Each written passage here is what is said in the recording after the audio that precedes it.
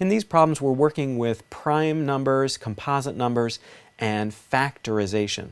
When you find the factorization of something, you're finding all the numbers that can multiply to make that number.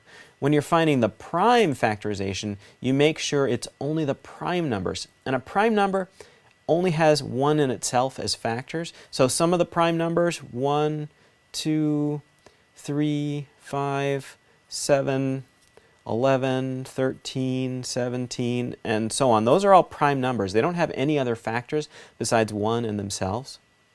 So when we do a prime factorization, we want to reduce this down to the numbers that multiply to make that, so such that they're all prime numbers. So the way I would do this, I would say, well, this is an even number, so that's easy to start with. I would say, what is 2 times what is 14? And that's 2 times 7. And then I would check, are they both prime here? And yes, they're both prime, so that's it. I can stop. That is our prime factorization of 14. Let's try this next one. It says, what is the prime factorization of 16? Well, 16 is 2 times 8. And 8, I know I can go further here. That's 2 times 4. And 4 is 2 times 2. So what we end up with is 2 times 2 times 2 times 2. Those are all prime. So 2 times 2 times 2 times 2. I could double check by multiplying all those together. 2 times 2 is 4. 2 times 2 is 4. 4 times 4 is 16. Yep, that works. All right, let's try this next one is here. It says choose the composite numbers from the list below. And composite numbers are numbers that are not prime, so they have some other factor besides 1 and themselves. Even numbers, except for 2, 2 is prime, but all the other even numbers are going to be composite. So on this list I see 22, that's going to have 2 as a factor, 26 is going to have 2 as a factor, 32, 12, all of those are going to have 2 as a factor. So that was pretty easy. Trying to find other composite numbers, I'd look for multiples of 5, and those would end with 5 or 0, like 5, 10, 15, 20, 25. I'm not seeing any of those on the list. Well, let's say I know 2 is prime, so I can cross that off. That's not going to be composite. I'd also try to look for factors, numbers that have 3 as a factor, and there's a simple little test for this.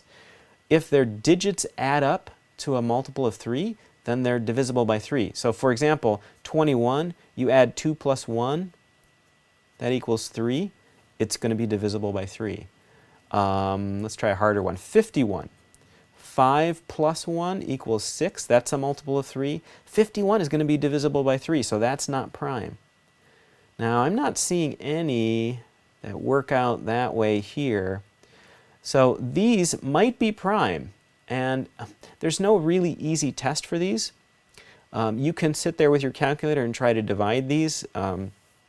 So punch in 29 and see if you can divide it by 7, see if you can divide it by 13 or whatever until you get up to 29. And if you can't find anything that it's divisible by evenly, then you know you've got a prime number.